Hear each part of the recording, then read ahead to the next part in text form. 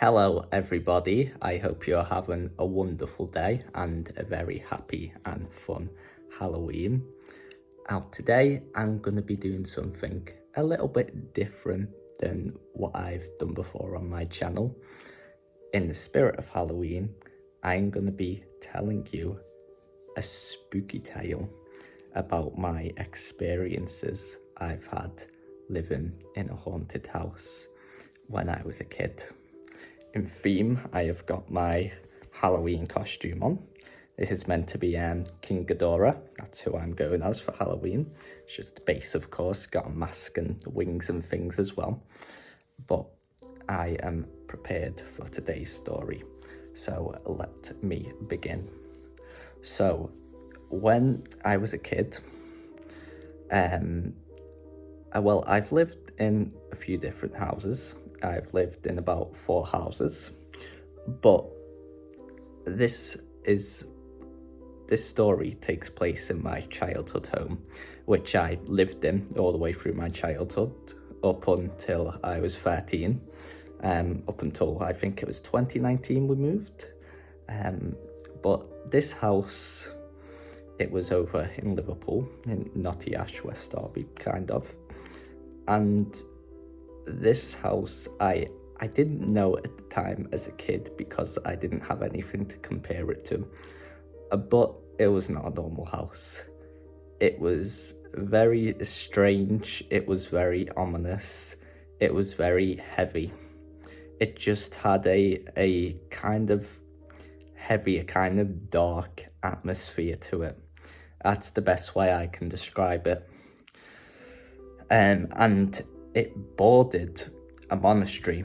Now, its wall was the same wall as a monastery, and I thought that was of absolutely no connection, but as you will find out soon, it's quite a spooky coincidence, because in this house,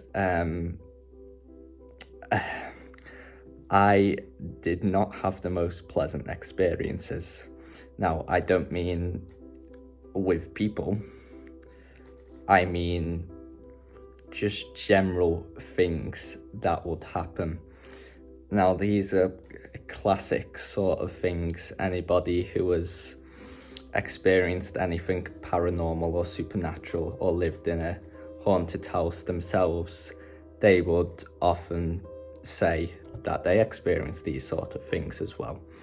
And apart from the heavy atmosphere, it was things like noises, sounds, things out of the corner of your eye. I would often see that. I would often see what I would think would be the shadow figures out of the corner of my eye, and I would look and there would be nothing there. I would hear noises when there shouldn't be noises. I would hear footsteps along the stairs, along the hallway. I would hear sounds of chairs getting moved when there was nobody there to move them. And this was mostly at the night time. Like when I was going to sleep downstairs in our one of our rooms had a table and lots of seats, and I could have sworn many times I heard them chairs getting moved, and I would hear all sorts of other things. I was scared to be alone in that house because I remember on multiple occasions I would be downstairs, I would hear noises upstairs when nobody was there. And it wasn't just ambient sounds, it wasn't just the house or the pipes or anything. It was like full-on noises as if somebody was there. Things moving around again, footsteps. It was very scary as a kid. I would do anything to try and, if my family was going out, even if I didn't enjoy where they were going, I would do anything to go with them. I remember once I wanted to go on an hour trip that I hated just because I was scared to be in the house alone. And I would never go upstairs. I would be terrified to be upstairs. I would also always choose to be downstairs in the living room next to the conservatory because that was where it was the brightest. And upstairs, for whatever reason, definitely had the most ominous energy. I remember when I tried to go to sleep, most of the time I would go to sleep with the light on. I would hate turning the light off, and whenever I did go asleep, I had my bed. My bed was like here, and then there was a wall there. I would always go asleep facing the wall because I was scared to turn around into the dark, because my dad and could often say, well, they tried to get me to sleep in the dark because obviously they don't want the light on all night. But I would just face the wall all night. I would refuse to look into the darkness because I was horrified. I felt like something was there, something was going to get me. And a lot of times I would cry for my dad to come in because of how scared I was that something was in the darkness watching me or trying to get me. And I just always face away from it. Even if I was uncomfortable, it's something that's still with me today, actually. I always feel more comfortable sleeping on my left side. Obviously, I sleep on my right side as well, but I always feel more comfortable sleeping on my left side, this way, for me, because of always facing the wall when I was a kid, because I was scared of the dark. And I know that's a normal thing to be scared of the dark, but it really felt like there was something there, I'm telling you. And now on to some other, these are the main experiences. Those were just little things. The main experiences, I want to go in order. And these were completely unconnected, by the way. Neither of us, our family members, knew we'd even experienced these things until some years later when we talked about them. First one was my mum when I was a kid. She's home alone in the bedroom, and we had this creepy kind of hallway upstairs, and the light randomly went off, and she was thinking, oh, that's strange, but she went and turned it on, and guess what happened? It kept getting turned off by itself. Now, I don't know, I trust my mum, I trust her. She isn't a liar, and I don't think any of us are lying about these experiences, at the very most exaggerating, because obviously I was a kid. It could be my vivid imagination, as a kid I did have and still do have a very vivid imagination, and I do have a bad memory. Sometimes I remember things wrong, but I think it's unlikely I would forget these. These have been burnt into my memory as a survival instinct because of how scary they was. My brain's like, you need to remember that in case it happens again. And my experience,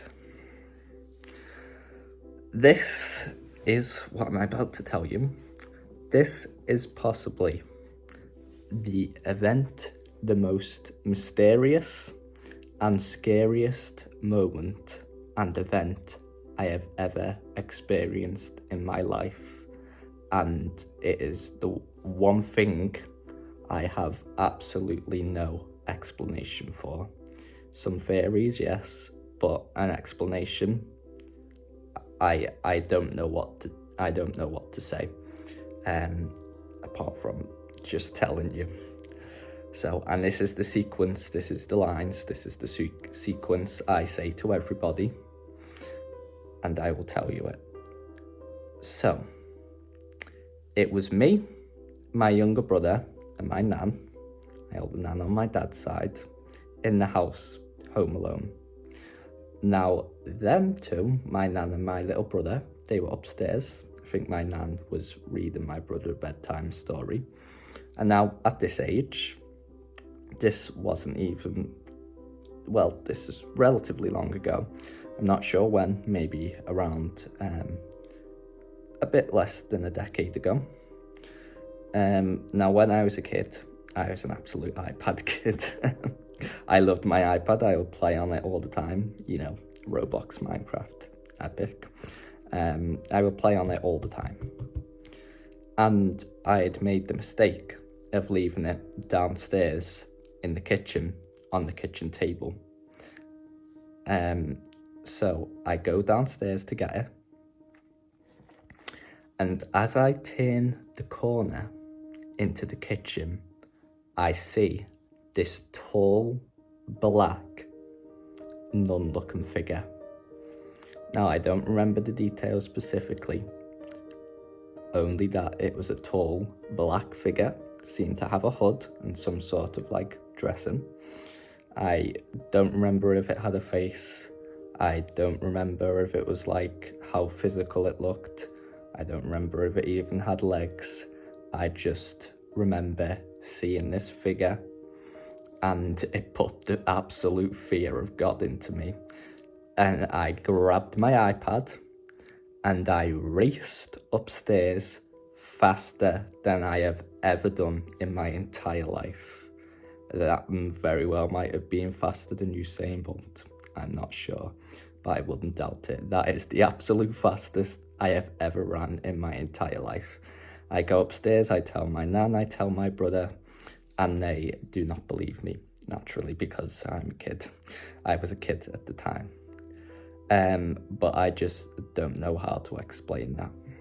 It is the one experience that has stuck with me and stayed with me, and it's kind of what has inspired me to get into, you know, paranormal, supernatural topics, which you might have seen sometimes on my channel. And if you know me in real life, I'm into them things because of that. But here's where it gets, honestly, even now quite uncomfortable and scary for me explaining this, because these are just too big of coincidences to have my mind make this all up. My sister, when she was little, she was in the living room. She told me this herself. She told my mum. She told all of us this herself. She was in the living room. She was looking in the garden, and she saw this kind of opaque, transparent, nun-looking figure walk through the garden and walk through the fence. She went through the fence. And I remember the exact line she told me, which she said to my mum. She asked something like, "Who is that lady who walked through the fence?" Now, my mother didn't know what to do. She probably also chalked it up to child imagination.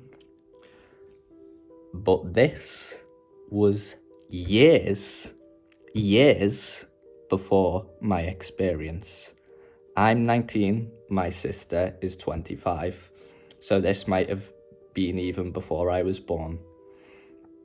But two people in the same house, both seeing a nun ghost in a house that shares a wall with a monastery, a place where nuns inhabit. I just do not think that is a coincidence.